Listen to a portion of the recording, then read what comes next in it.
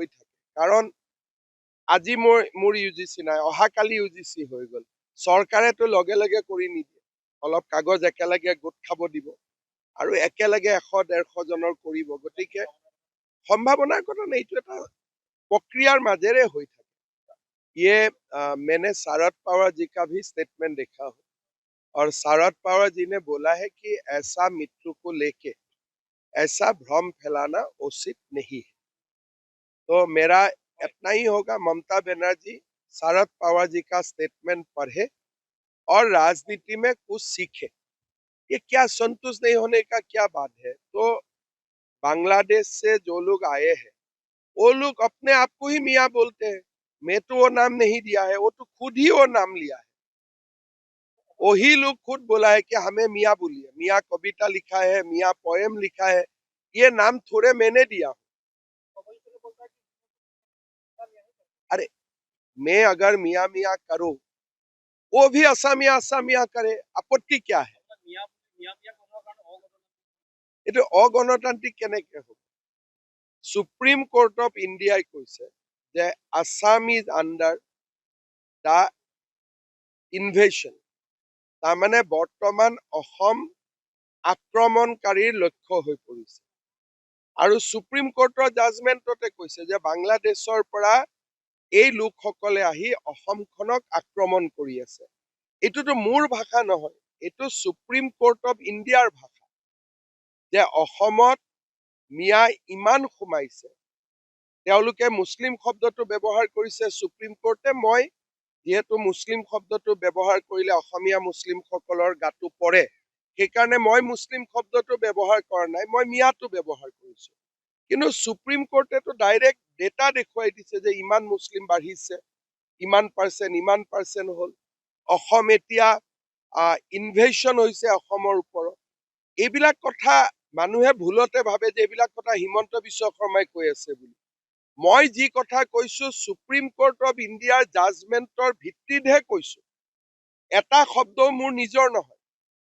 কোনোবাই ভাবিব পাৰে যে শব্দটো সুপ্ৰিম কোৰ্টে যেনিবা মুছলমান ব্যৱহাৰ কৰিছে, মই ৰাজনীতিত থকা ব্যক্তিৰ কাৰণে মই মিয়া ব্যৱহাৰ কৰিছো, ইমানেই। এই কথাবিলাক মই কৈ থকা বস্তু নহয়। আজি বাংলাদেশৰ পৰা অসমত মিয়া অহা নাই, এইটো মই ভুল ক'ত কলো? যদি মই ভুল কৈছো, মোক ভুল বুলি প্ৰমাণ কৰক। যি জিলাত আগতে 10% মুছলিম আছিল, তাতে 60% কেনেকে হ'ল? এইবিলাক প্ৰশ্নটো মই উঠোৱা নাই, এইবিলাক প্ৰশ্ন সুপ্ৰিম কোৰ্ট অফ ইণ্ডিয়াই উঠাইছে। গতিকে এতিয়া এই শব্দবিলাক এটা শব্দও মোৰ নহয়, এই গোটেই শব্দবিলাক সুপ্ৰিম কোৰ্ট অফ ইণ্ডিয়াৰ IMDT জাজমেণ্টত পাতে পাতে এই শব্দবোৰ লিখা আছে। সেইকাৰণে যোনে পঢ়া নাই তেওঁলোকে মোক কৈ থাকে। আৰু মই যিমান কওঁ তাতকৈ বেছিকৈ গোপীনাথ বৰদলৈয়ে কৈ গৈছে। মই যিমান কওঁ তাতকৈ অম্বিকাগিৰি ৰায়চৌধুৰীয়ে বেছিকৈ কৈ গৈছে। মই যিমান কওঁ তাতকৈ বিষ্ণুৰাম মেধিয়ে বেছিকৈ কৈ গৈছে। মইতো ইমানৰ আধা কলেও ইয়াত হুলস্থুল হৈ যাব। গোপীনাথ বৰদলৈ, বিষ্ণুৰাম মেধিয়ে যিমান কৈ গৈছে তাৰ যদি মই 5%টো কওঁ হুলস্থুল লাগিব।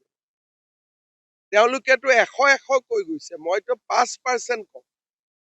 গতিকে এতিয়া যদি গোপীনাথ বৰদলৈ ভুল, কংগ্ৰেছে কলে হ'ল যে তেওঁলোকৰ মুখ্যমন্ত্ৰীজন ভুল বুলি।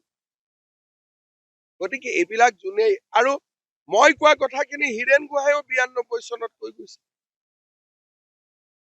মই কোৱা একজেক্ট কথাখিনি 1992 চনত হীৰেণ গোহাঁইয়ে কৈ আছিল। কালি ND24ত ধ্ৰুৱ মহন্তই এটা সাক্ষাৎকাৰত পৃষ্ঠা আৰু সংখ্যা দি কৈ আছে। এইবিলাকতো মই আৱিষ্কাৰ কৰা কথা নহয় নহয়। অসমত যদি বৰপেটা, ধুবুৰী, নগাঁও, মৰিগাঁও গলেইতো চবেই দেখা পায়। এতিয়া গোলাঘাটত কি হৈছিল? এতিয়া মোক বিশ্বজিৎ ফুকনে কৈ আছে এভিকচন নহলে 16,000 নাম সোমালেহেঁতেন। এইবিলাকতো মই বনাই কোৱা কথা নহয়। মোক এটেক কৰি কি লাভ হ'ব? তেওঁলোকে কওক যে আমি বাংলাদেশত ঘূৰি যাম, লেঠা মৰি গ'ল।